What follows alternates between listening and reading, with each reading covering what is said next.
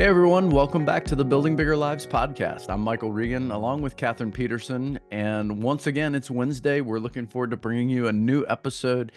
And this one is really an interesting topic because we're going to draw a bit from Kathryn's past, all the way back to her high school years, to learn a little bit about what she learned in high school about mediation. And before you make any assumptions about where we're going to go, if you happen to be someone right now who's either personally or professionally in the middle of mediation, give us a little grace. Our intention here is not to coach you through how to handle legal issues that you might be dealing with or interpersonal issues that you might be dealing with. Our goal is to really dig up some of the things Kathryn learned in her training back in high school that then carried forward into her business practice. And as she reviewed some of those with me, I thought those are excellent life lessons that have definitely benefited you, and I hope will benefit many others that are listening today. So I'm excited to bring in my fabulous co-host, Kathryn, and hear all about what she's learned. Great to see you again today, Kathryn. Yeah, good to see you too. And this is a topic that's near and dear to my heart. I thought for a while about going back to school and studying it on the graduate level, and so it's something that I'm passionate about. So I'm excited to talk about it today. Well, I set it up a little bit, so just go ahead and tie it down. Give us a little bit of context for Mhm. how this topic was introduced to you as a 16-year-old young lady, and what did that look like back in that season so that we can build on that a little bit on today's episode. Yeah, absolutely. So I was part of Leadership Boulder, which was a group of kids who went through high schoolers who went through and learned about the city a lot, like a lot of cities have today, where they teach you about the area through a leadership program. And with that, they had asked if anyone was interested in becoming a trained teen mediator. So I did go through that process and became a fully trained mediator and then worked through the city of Boulder. They had a community mediation and resolution center, and they were referred cases from the courts or from people calling in, etc. Victim offender. We did teen parent. We did all sorts of different situations where there was a teen involved, and it was a powerful program that I think is still running today. Awesome. So that clearly you remember the details very acutely, which means that those moments were probably deep impressions on your mind. As a young person who was experiencing that, was your thought at the time, hey, this is super interesting? Or was your thought like more emotional, like, oh my gosh, people are dealing with a lot of stuff. Like, this is hard. What was your headspace like as you were introduced to some of these experiences, and how did that shape you? Oh, that's a good question. I would say that there was a little bit of both. I think it was really fun because it put the system of conflict resolution in, and it really put a system to it. So it said, here's the process you walk through to kind of pull emotion out of it a little bit and walk people through a process to get to a solution that really works for everybody. And that was super fascinating for me, but it also did give me a different perspective on things, especially in the victim offender, and that there's alternative solutions to problems that maybe we've never thought of before. And that has really shaped my view of a lot of things throughout my life.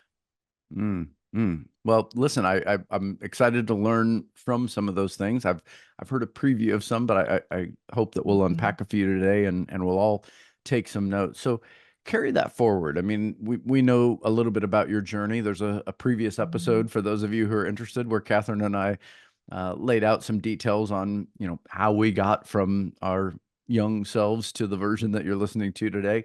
So we won't ask you to repeat the journey as much as this particular influence.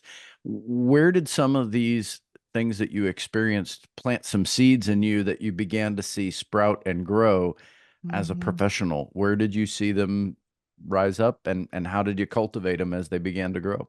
Mhm. So one of the big ones is listening and what to listen for. So you were hearing sometimes as a mediator some very heated comments about where people were at. I mean, keep in mind they're teenagers too sometimes. So they're they're not able to express themselves in a way that's clear and concise. So you really have to think through and say, hey, what are their interests in this? What are they the most concerned about? What's the root issue that I need to hear?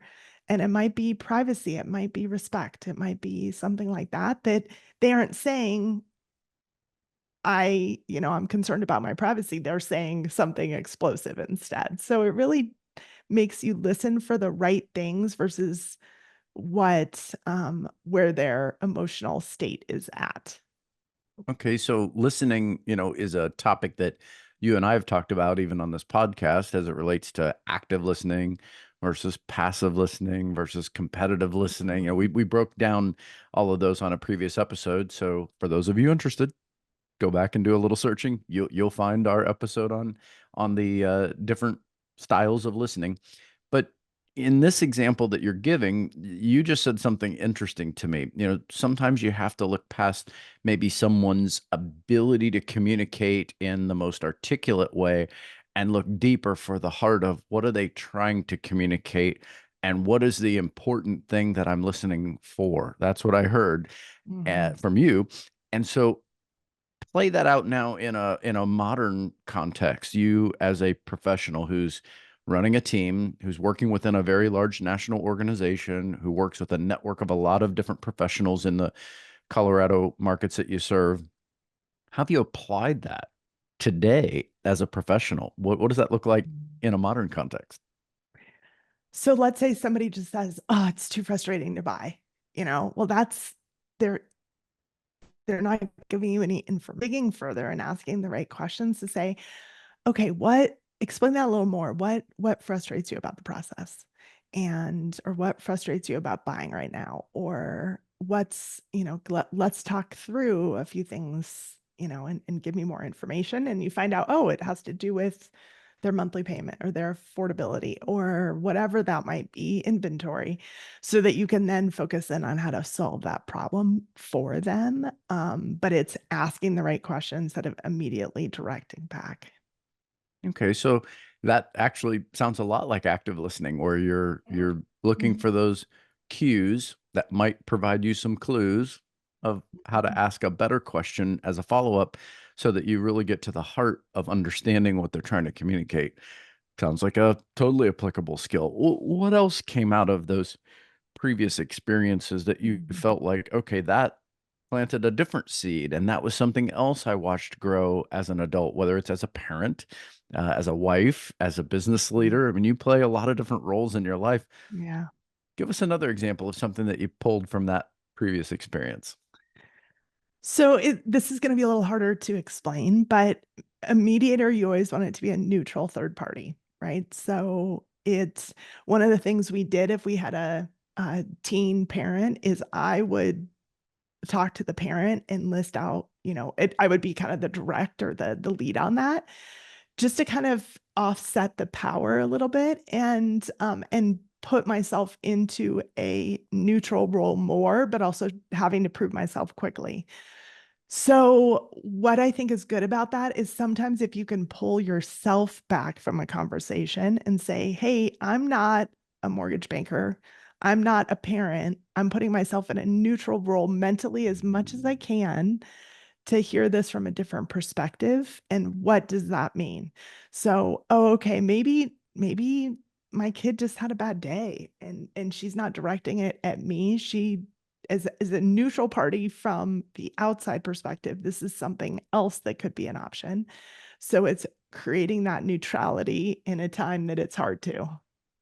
Now, why did you think that was going to be hard to explain? That was crystal clear to me. I hope our Okay, audience felt the same. good. Actually, I this one really intrigues me because you Mm-hmm. just gave a couple of hints at examples that I would guess would be trigger points for any parents, Mm-hmm. especially as we are raising teenage kids. And we've all been teenagers, so we can all empathize with this. There are some seasons in your life where your emotional intelligence is a little bit hijacked by a lot of chemistry going on in your body that maybe doesn't make a lot of sense. But in Right. that moment, you are heightened or depressed over all kinds of things that are happening. And sometimes the easiest target is the person in your house, your brother, your sister, your mom, your dad. And so when that person is expressing one of those moments, it's really hard not to take that personally, Yeah. because often it sounds, the words sound like it's directed at you, Mhm. but you're slowing the roll enough to say, okay, this is a phrase we use in a modern context. We assume positive intent, which Yeah. means I'm going to start with the assumption that you didn't really mean that as an attack on me. Maybe something else is going on. Maybe something happened that I don't yet know about that's contributing to this little moment, Yeah. and you just haven't figured out how to separate it yet. And if I take the bait, which is a phrase we use in the Regan house, don't take the bait, because we, Right. we, we call that moment the bait. If you do, you'll get the hook in your mouth and you're done.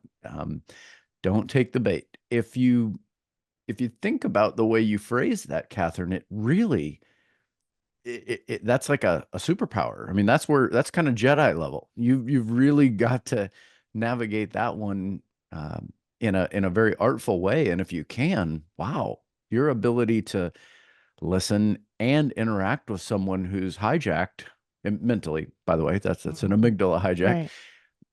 is really incredible.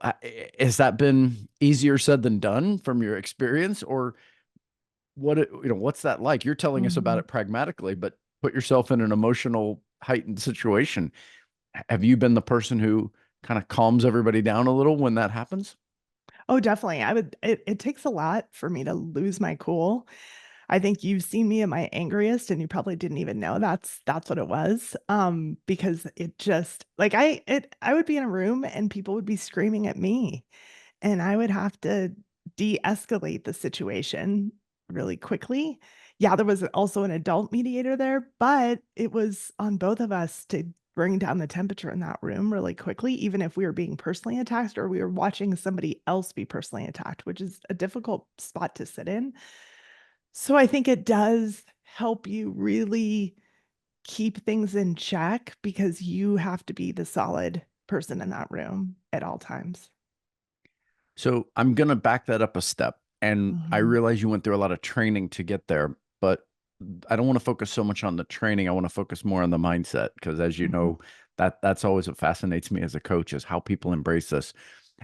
As you went through that training, were you Mhm. as a young person beginning to embrace a mindset of, I've got to prepare for this volatile conversation before the volatility even shows up? I've got to know my role. I've got to know what we're aiming toward as an outcome. And I've got to be able to navigate that without getting caught in it. Is that, am I describing part of the preparation for that, or is it a little different? And how would our audience know how to prepare going into a situation that they knew might get a little dicey? Yeah, I would say your training kinda takes over. So, you're a little nervous, like the first victim offender, I'll probably always remember because I was nervous about it and we don't that a judge felt confident enough with the program to send somebody our way was felt I was very honored by that, and so then you have those nerves about, "I hope this works out because if not, it's gonna end back up at the courts."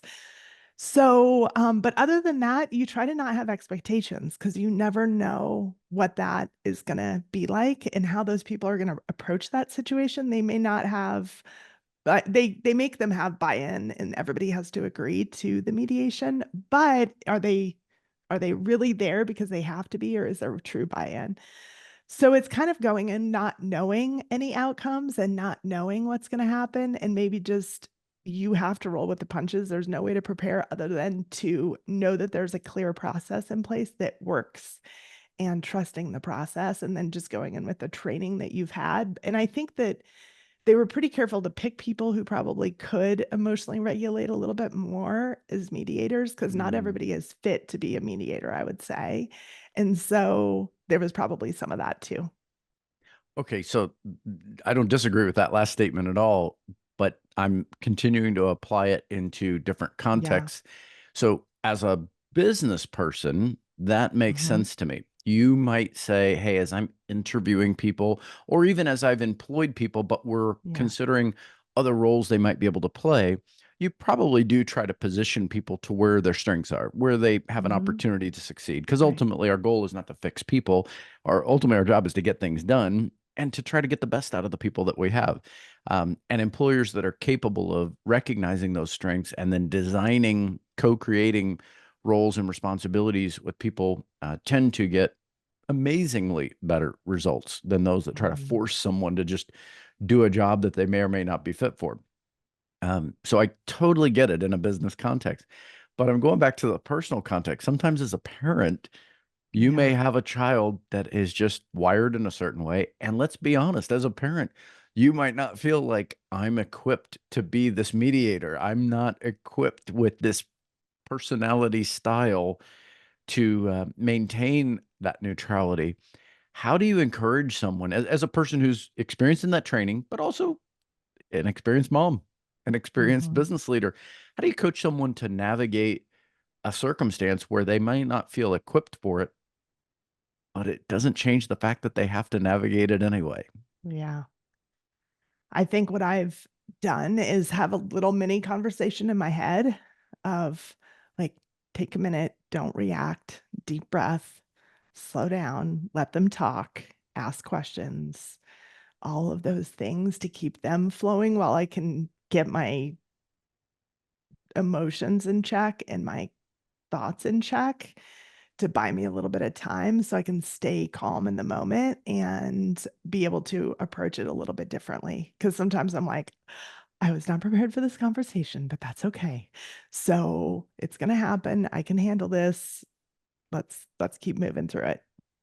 Okay, so I couldn't quite tell there if some of those were inner monologues or They're things you all might be. inner. Okay. Inner.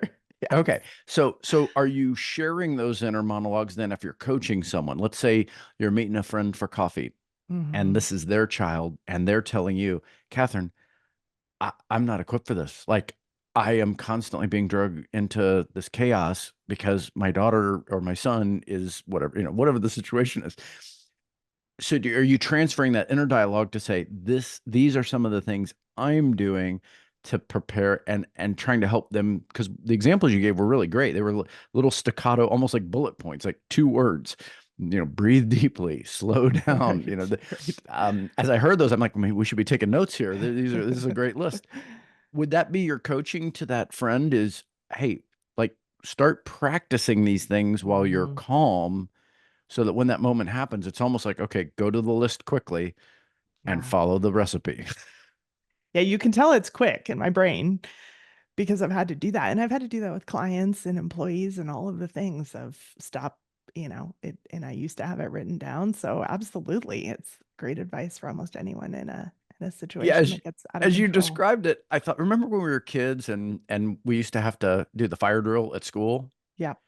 Do you remember at all what the three takeaways Stop, of? stop, drop, roll. Yeah, we all remember it, right? Short, sweet, just do it. It was designed to kind of, impute in our brains this simple, like, these are the three steps. You don't even have to really think about them. You just do them. And Right. if we practice it and train, so that's what I heard when I was listening to you unpack the inner monologue is, got it. So we just need a two or three simple, clear bullet points.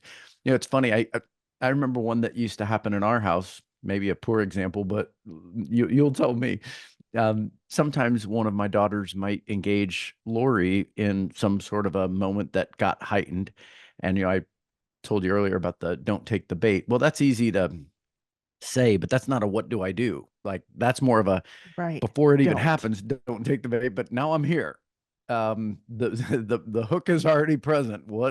What's next? And one of the phrases that we used to embrace was, I would say to Lori, include me. Say, I'm not sure. Let me run that by your dad.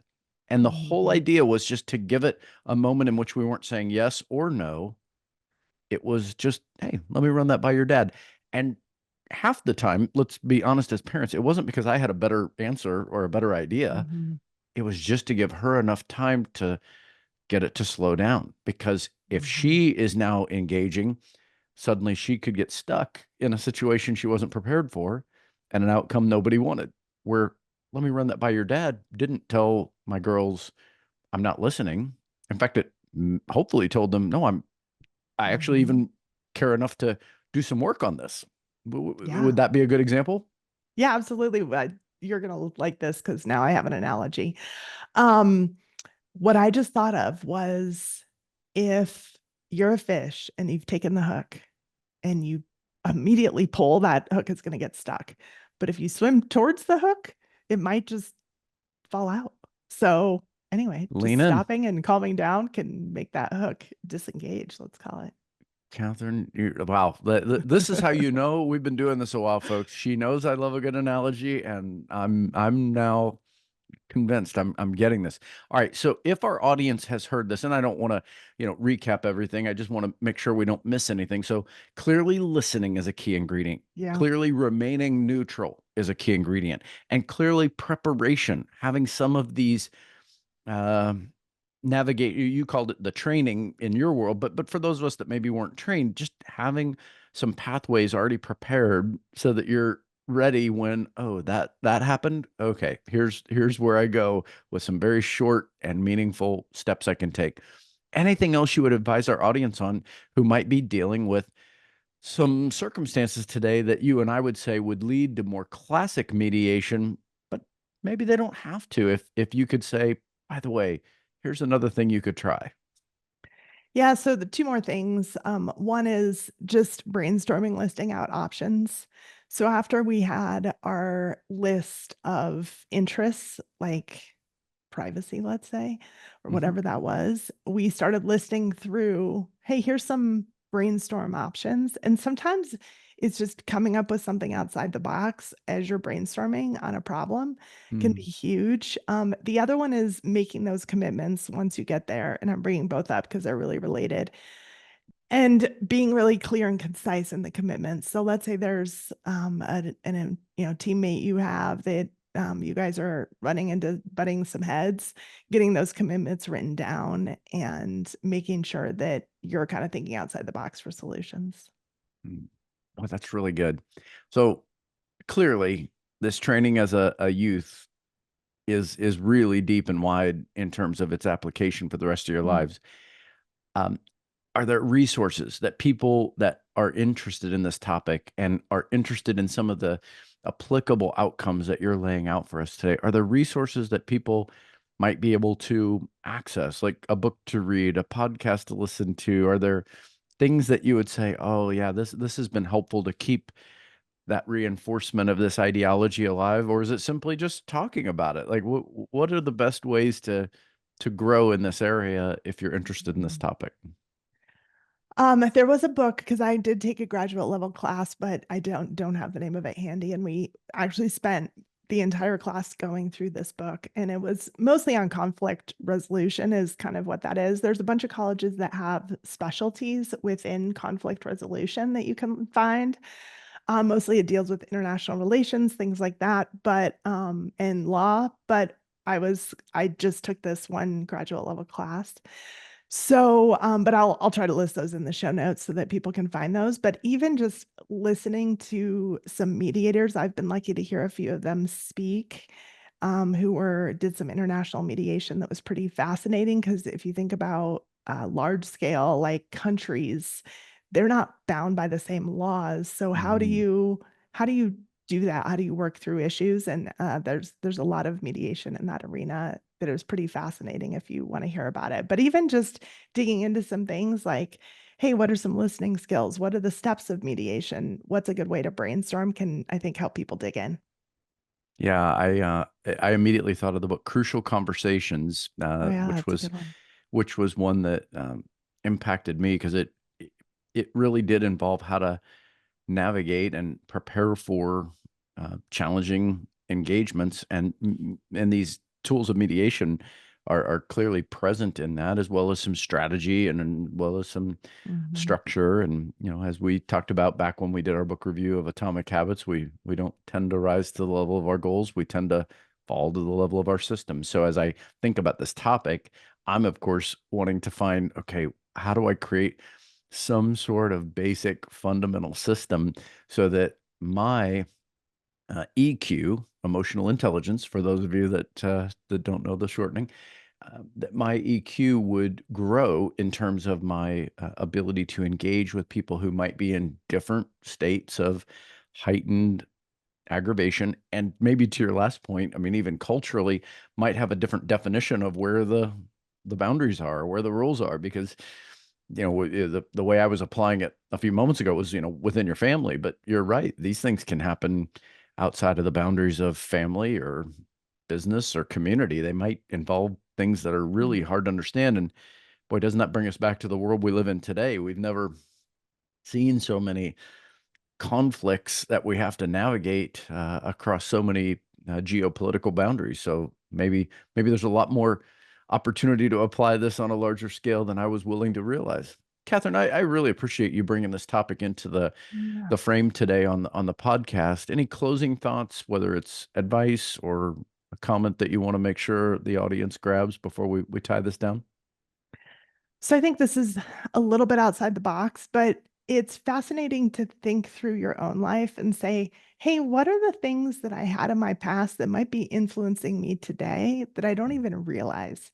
Because I think we all have those things in our life, whether it be something in how your family structure was, et cetera, that you've taken those lessons from and applied to your business today. And those are super fascinating just to bring up and explore. So I would encourage you to do that. Whether it be mediation, which it probably isn't, because I think that's kind of a weird thing that I did, but a great thing, or something completely outside the box. But it's kind of fun to re-explore those things and relearn some of those lessons. Well said, my friend. Well, we're going to put a button on this one and wrap up this episode of Building Bigger Lives. Kathryn, I love doing this podcast with you, but it's fun on an episode like today where you get to be our featured expert on the topic. Thanks for sharing from your historical experiences and the wisdom that you've applied it to in the most modern of ways. And I hope our audience will take you up on that. They'll look in the show notes for anything that we might be able to contribute that would help them grow. And listen, folks, if you found this topic intriguing, please, go to our YouTube channel where comments are available and let's have a dialogue. We'd certainly enjoy that as well. As we wrap up today's episode, we remind you that every Wednesday we try to drop a new episode for those of you who are entrepreneurs or at least ownership mindset thinking people who look for an episode to encourage you and maybe share with another person that you care about. So if that's you today, we hope you'll take our episode, forward it along to a friend, and we'll look forward to seeing you again next week on Apple, on Spotify, and of course on YouTube with another Building Bigger Lives episode. Have a great week.